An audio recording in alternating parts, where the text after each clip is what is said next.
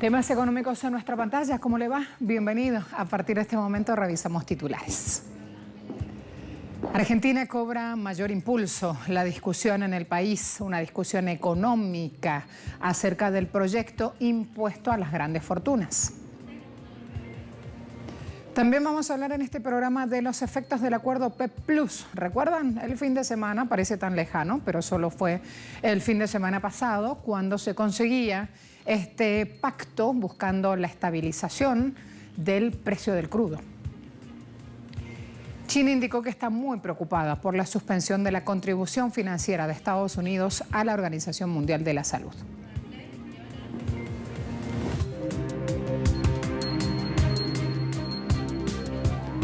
El Estado argentino busca financiación a los gastos extraordinarios que requiere la actual pandemia. La semana pasada en este programa ya les adelantamos que está sobre la mesa de discusión una propuesta que ayer cobró más forma en el país. Le llaman popularmente el impuesto a los ricos. Veamos de qué se trata. La propuesta se centra en la aplicación de un impuesto extraordinario por única vez a las personas físicas y jurídicas con mayores patrimonios del país. La diputada Fernanda Vallejos detalló que se trataría de una alicuota del 1% a las 15.000 principales fortunas, lo que permitiría recaudar unos 800 millones de dólares y que esa suma permitiría incrementar en un 50% la ayuda destinada a las provincias. Este martes el presidente Alberto Fernández recibió al diputado Máximo Kirchner, sindicado como el creador del proyecto, y a Carlos Heller, junto a Martín Guzmán, quien les hizo un adelanto de la propuesta que le hará a los bonistas en las próximas horas. Los asistentes hicieron un repaso de la crisis económica actual, que ya era complicada desde antes de asumir Alberto Fernández y ahora toma otro matiz con el coronavirus en el centro de la escena. Con el dólar financiero sumando presión por maniobras especulativas, según el presidente del Banco Central, se acerca el tiempo de definición para un proyecto de ley que recibe el aval de Alberto Fernández y que será debatido en diputados y senadores.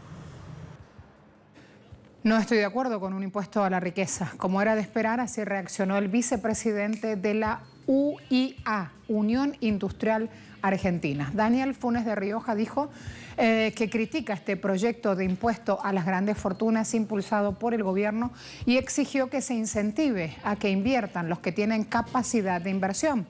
Además, instó a encontrar el camino menos doloroso para afrontar esto.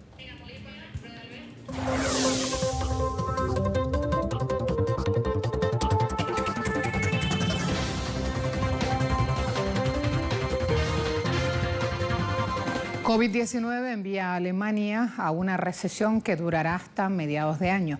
La potencia económica de Europa está pagando también consecuencias en medio de esta pandemia. Ha estado en recesión desde marzo pasado. La información fue dada a conocer este miércoles por el Ministerio de Economía. El ente gubernamental precisó que el hundimiento de la demanda, la interrupción de los sistemas de producción y suministro, los cambios en los hábitos de los consumidores y la incertidumbre de los inversores repercuten con fuerza en la economía. 725.000 empresas del país han presentado una petición de desempleo temporal frente a las 650.000 que ya lo habían hecho hasta el 6 de abril, según la misma fuente. Hay que destacar que en sus pronósticos de primavera anunciados el martes, el FMI auguró sombrías perspectivas para la economía mundial en general, para Alemania en particular, con un PIB que puede caer un 7% este año. Sin embargo, según proyecciones de los principales institutos alemanes, la economía de ese país podría contraerse un 9,8% anual, un hecho inédito en la historia reciente. El FMI prevé una recesión histórica a causa de la pandemia. Ayer ya abordamos en este espacio los números. Vamos a ver ahora en profundidad algunos otros puntos. Economía mundial sufrirá este año una contracción histórica, la mayor en casi 100 años debido a la pandemia. Según el Fondo Monetario Internacional, el PIB mundial retrocederá un 3%. El director adjunto, Jean-Maria Milesi, indicó que lo que está ocurriendo no había pasado nunca y que es un choque sin precedentes. De igual forma dijo que se han cerrado importantes sectores del la economía y que el reabrir los sectores empieza desde una base muy baja, pero que la actividad económica se vuelve a reanudar o a mover gradualmente. Dijo también, aunque muchos países han adoptado programas de retención de empleo, el paro aumentará considerablemente en todo el mundo, por eso enfatizó que es esencial que los gobiernos tomen medidas draconianas para evitar que las empresas se declaren en bancarrota. ¿Por qué? Porque con esto evitarían que los trabajadores pierdan sus salarios. Dijo que se está haciendo una gran inversión para preparar el reinicio de la actividad económica, pero cada vez que ellos dicen eso, justamente al ciudadano de a pie le genera aprensión ese tipo de declaraciones. ¿Por qué? Porque el FMI siempre ha puesto en marcha recetas ortodoxas, donde los grandes aparatos del poder financiero siempre han mantenido sus motores aceitados, pero eso no implica que la economía real haya sentido esos frutos. Existe una incertidumbre extrema. Sabemos en general que el pronóstico económico es muy difícil, que estamos equivocados todo el tiempo. Podemos estar equivocados por razones correctas, pero estamos equivocados todo el tiempo. Se produce un shock, algo cambia, la forma en que funciona realmente la economía. Pero en este caso, la incertidumbre proviene de muchas fuentes, en particular la de la naturaleza de la enfermedad.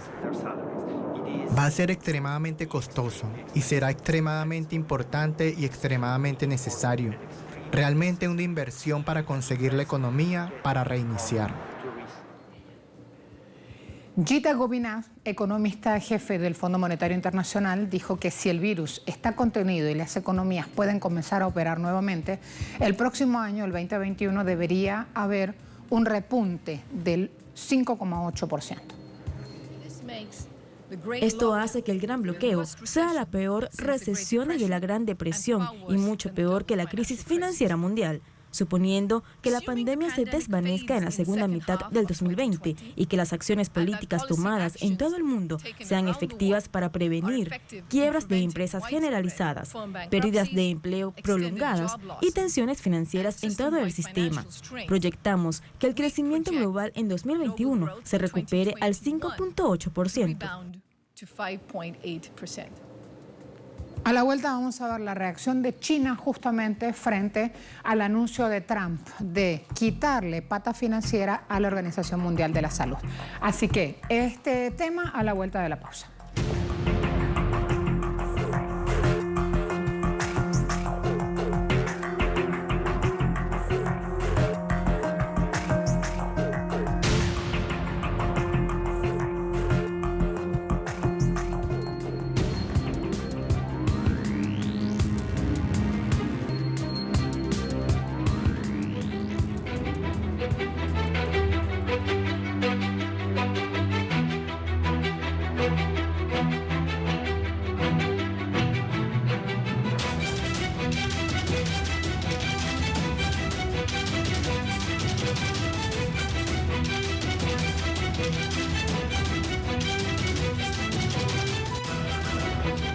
Tenga los fondos que le damos a la OMS.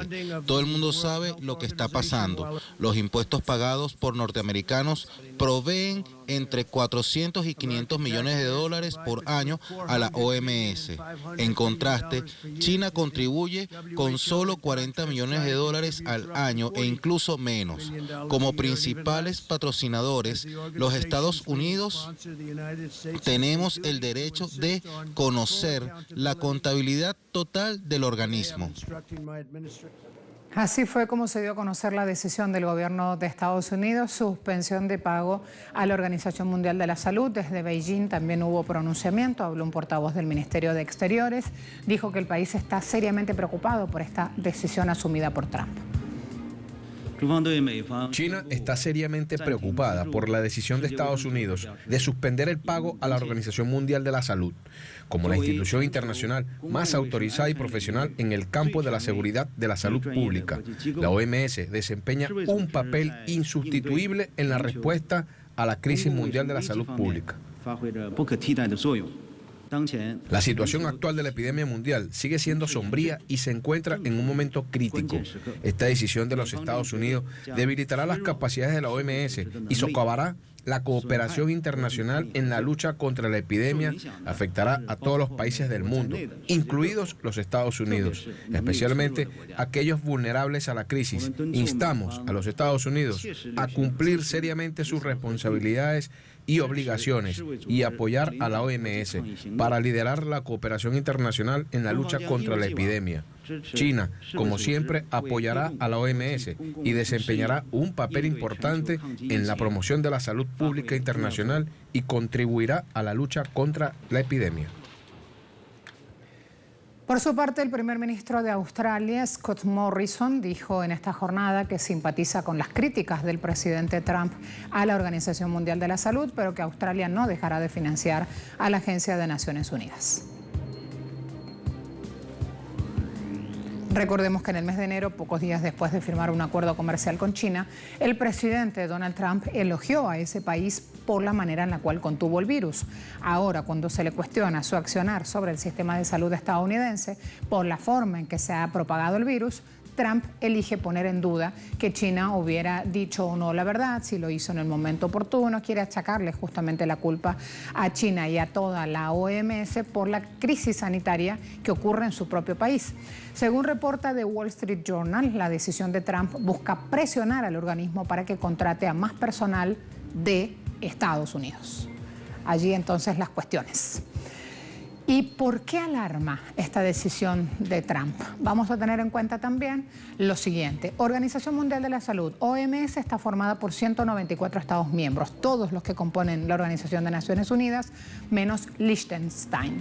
Y también hay 2 estados asociados. Todos ellos aportan dinero a este organismo de forma reglamentada, en lo que se conocen como contribuciones señaladas. Estados Unidos aparece primero en esta lista, con un aporte del 22% del total de la partida, bienio 2018-2019. China casi un 8%. Contribución 2018-2019 fue de casi 76 millones en contribuciones y 10 millones en aportes voluntarios, según la web de la OMS. Alemania 6,4%, Francia 4,8%, España un 2,4%. Fíjense allí entonces, son datos que son interesantes a la hora de hacer comparativas, levantar análisis, formar opinión propia. ¿Qué ha dicho Antonio Guterres, secretario general de Naciones Unidas? Él también respondió a Trump. No es momento de recortar recursos a la OMS. Creo, aportó este hombre, que la OMS debe ser apoyada, ya que es absolutamente fundamental para los esfuerzos del mundo para ganar la guerra contra el COVID-19. Información aportada por el secretario general en un comunicado. No es el momento de reducir los recursos, repito, para las operaciones de la Organización Mundial de la Salud o cualquier otra forma de organización humanitaria en la lucha contra el virus. Repito palabras de este hombre, quien señaló también: ahora es el momento de la unidad y de que la comunidad internacional trabaje en solidaridad para detener este virus y sus devastadoras consecuencias. ¿Por qué es el llamamiento a no recortar fondos? Porque la organización pidió en marzo 675 millones de dólares para ayudar a combatir la pandemia y se espera que pida ahora al menos 1.000 millones para poder hacer frente a esta crisis sanitaria generada por este COVID-19. Allí los argumentos, los números, las estadísticas. A la vuelta de la pausa, acuerdo OPEP-Petróleo. Vamos a hacer hincapié también en eso que parece que pasó hace mucho tiempo, porque los hechos y las noticias han sido continuos, pero no, en verdad, se firmó, se logró, cuajó el fin de semana pasado. Ya les cuento más.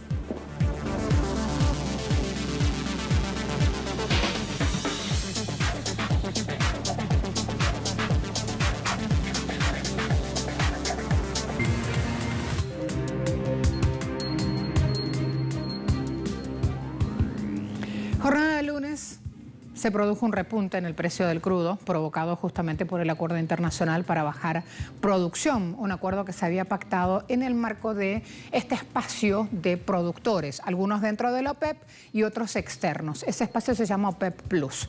Liderados por Rusia, tuvieron voz cantante y sonante, resolvieron el domingo un acuerdo de compromiso después de que México se tomara un tiempo para pensar realmente si adhería o no a esta reducción.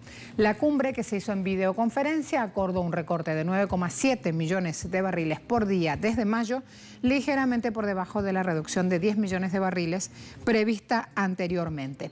El secretario general de la OPEP, Mohamed Barkindo, calificó los recortes como históricos. La reducción tiene por objetivo estabilizar un mercado que se ha mantenido convulso en las últimas semanas.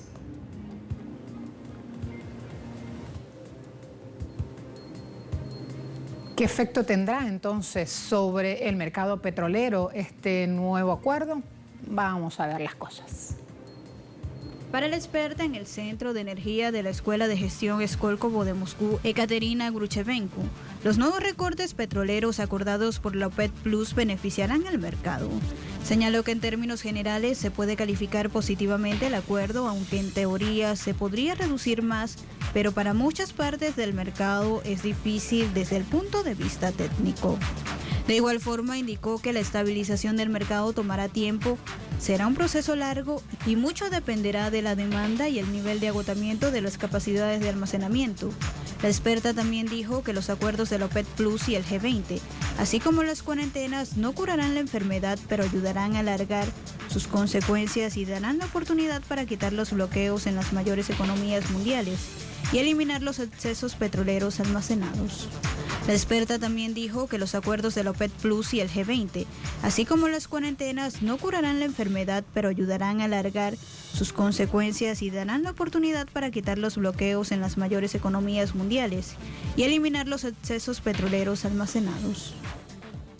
Por otra parte, el director del Consejo de Asuntos Internacionales de Rusia, Andrei Kortunov, declaró que el nuevo acuerdo de la OPEP Plus es extraordinario tanto para el sector energético como para la economía. El funcionario indicó que es un evento nada trivial para la energía y la economía en general. Nunca hubo recortes similares y que son mucho mayores de los que observaron en el pasado, y señaló que nunca un acuerdo parecido reunió a tantos exportadores. El alto funcionario agregó que a pesar de las dificultades técnicas, los participantes del acuerdo lo cumplirán en general, aunque destacó que Rusia tendrá más problemas con el recorte de la extracción en comparación con Arabia Saudita. Kortunov señaló que en su opinión tanto Riad como Moscú sobreestimaron sus capacidades en algunos aspectos. El experto afirmó que Rusia sobreestimó las capacidades de sus reservas, las capacidades de sus empresas de aumentar la producción de petróleo, mientras que Arabia Saudita sobreestimó su capacidad de expulsar rápidamente a Rusia de los mercados tradicionales y recuperar su control sobre los precios. El experto en petróleo saudita Abdulaziz Mughbel dice que este acuerdo de OPEP Plus para recortes masivos de producción de crudo entre los principales productores ayudará a estabilizar los precios. Todas las voces hablan de la importancia de bajar las incertidumbres. ¿Para qué? Para lograr reactivar un mercado que venía de capa caída. Lo que permitirá el acuerdo, en mi opinión, es que el crecimiento de los inventarios se desacelere, lo cual es un indicador saludable para los mercados. También habrá una correlación más fuerte entre lo que se vende en los mercados físicos y lo que se refleja en el mercado de frutos. Debe haber cooperación de todos, ya sea como parte de la producción o el consumo, o fuera de este marco. Se requiere cooperación porque lo que el mercado petrolero está presenciando está estrechamente relacionado con la economía global y no con un solo país. Fíjense, importante aquí es la palabra cooperación. En el marco de OPEP Plus, eso es lo que se ha buscado, y México justamente es quien da fe de eso. Les adelanto que nos fue muy bien, requete bien. México tuvo un trato especial. Fue respetado por el concierto de estas naciones productoras de petróleo. Fue algo excepcional también, nunca visto. México, ¿por qué habla así el presidente? Porque la nación se sumó al pacto asegurando que había tenido una ayuda de Estados Unidos. Y aquí lo importante es destacar por qué Washington decide subirse al mismo barco de la OPEP Plus después de que se ha caracterizado por lanzarle duras críticas.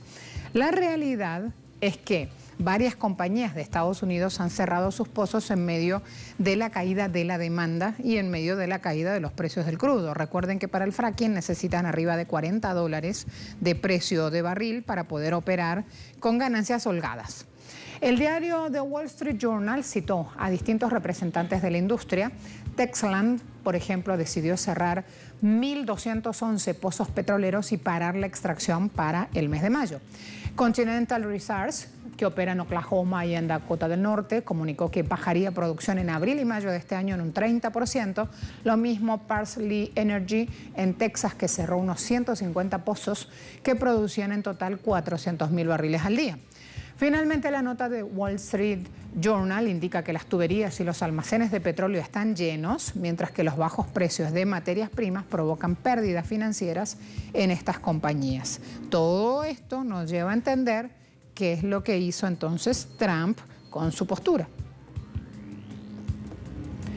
Para cerrar ya, indicadores, precios del crudo, $28,44 el barril, cotiza el Brent, de referencia siempre para Europa. El WTI es el que se usa en Estados Unidos, opera $19,62 el barril, perdiendo, por eso tiene la flecha roja hacia abajo. Y la cesta petrolera OPEP en la jornada del 14 de abril registró un descenso, también cotiza en 19,70, siempre en dólares, siempre el barril. A todos, muchas gracias. Hasta la próxima.